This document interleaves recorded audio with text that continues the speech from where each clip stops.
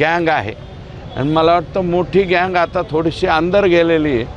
त्याच्यानंतरची ही ज्युनियर गँग त्या ठिकाणी तयार केलेली म्हणजे 22 मधले 7 गेले, उर्वरित जे 13 काय जे आहेत 12-13 ते आरोपी अटक झाले पाहिजेत आणि दिवट्यांना त्या ठिकाणी न्याय मिळालाच पाहिजे अशा प्रकारची या ठिकाणी विनंती आहे। कारण एक घटना दिवट्यांच्या बाबतीमध्ये झालेली आहे ती साधीसुधी नाही, मारलं ते मारलं, त्याचा व्हिडिओ केला आहे आणि ते किती बेकार पद्धतीने मारतायत तुम्ही बघा।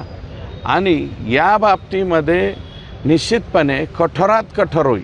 307 वगैरे लागला आहे, किडनॅपिंगचा गुन्हा लागला आहे। गुन्हे कलम लावताना मला वाटतं काही कंजूसी पोलिसांनी केलेली नाही, परंतु हे जे गुन्हेगार आहेत हे सराईत गुन्हेगार त्या ठिकाणी दिसत आहेत। कारण यापूर्वीसुद्धा गित्ते आडनावाच्या एका तो बी मला वाटतं शहाणा माणूस आहे, दाढीवाला आहे, ह्या पोरांपेक्षा कितीतरी एज त्यांचं जास्त असेल, त्यालासुद्धा बेल्टने मारतायत, खाली पाडून मारतायत। अशा प्रकारचा सुद्धा एक व्हिडिओ त्या ठिकाणी बाहेर आलात। म्हणजे हे सतत मारामाऱ्या करणारीच गँग आहे आणि मला वाटतं मोठी गँग आता थोडीशी अंदर गेलेली आहे।